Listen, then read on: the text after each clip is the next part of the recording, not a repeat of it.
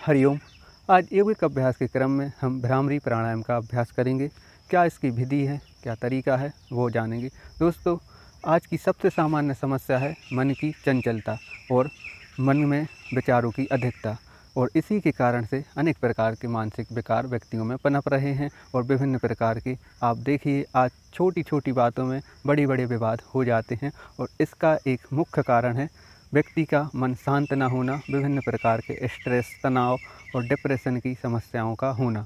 तो चलिए, आज यौगिक अभ्यास के क्रम में हम भ्रामरी प्राणायाम का अभ्यास करते हैं, जो हमारे मन की एकाग्रता के लिए, तनाव से मुक्ति के लिए और डिप्रेशन जैसी समस्याओं से उभरने के लिए, बाहर निकलने के लिए बहुत ही फायदेमंद है।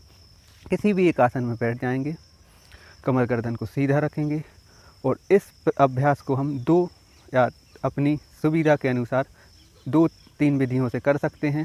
तो एक है षडमुखी मुद्रा। षडमुखी मुद्रा किस प्रकार बनानी पड़ती है? इस प्रकार दोनों हाथों की उंगलियों को चेहरे पर हम ऐसे इस प्रकार रखते हैं। सबसे छोटी उंगली ओंठों के नीचे रहेगी।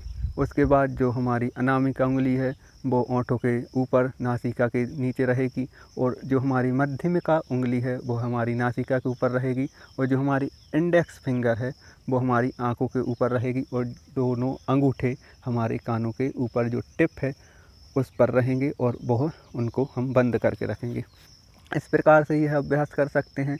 हल्के हल्के से दोनों हाथों की उंगलियों को चेहरे पर रख लेंगे, कानों के टिप को दबा के रखेंगे, और एक लंबी गहरी सांस लेंगे, और गले में घर्षण करते हुए भ्रमर के गुंजन की तरह आवाज़ निकालते हुए श्वास को छोड़ेंगे। इस प्रकार से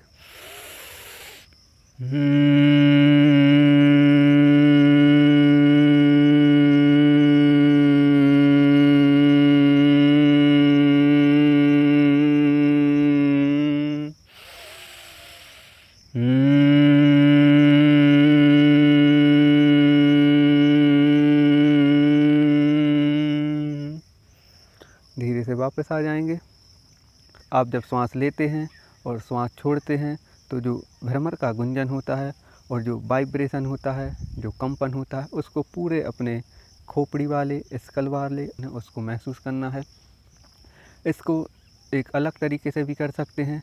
इस प्रकार से अंगूठों को निकालते हुए दोनों कानों के टिप को बंद कर लेंगे, और एक लंबी गहरी सांस लेंगे, और गले में घर्षण करते हुए श्वास को छोड़ेंगे। यह 2 तरीके हैं जिसके द्वारा आप भ्रामरी प्राणायाम का अभ्यास कर सकते हैं।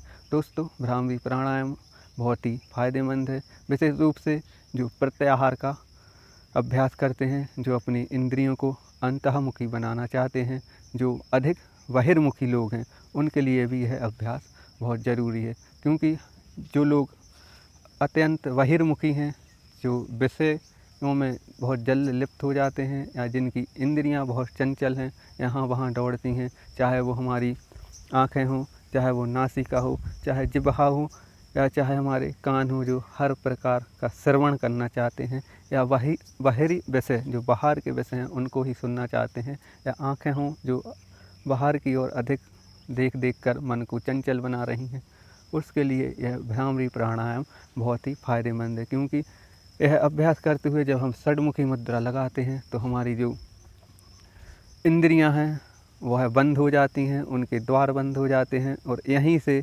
अंदर की यात्रा प्रारंभ होती है, और हमारा मन धीरे धीरे अंतःमुखी होता जाता है। इंद्रियां भी अंदर की ओर प्रवेश करती हैं, और मन एकाग्र होता है, और इस प्रकार से हम मानसिक विकारों से बच सकते हैं। आप रोज़ इस भ्रामरी प्राणायाम का अभ्यास कीजिए। आपके मन की चंचलता भी दूर होगी, स्मृति भी तेज होगी, और जो मन के विकार हैं, मानसिक विकार हैं, उनसे भी मुक्ति मिलेगी। धन्यवाद।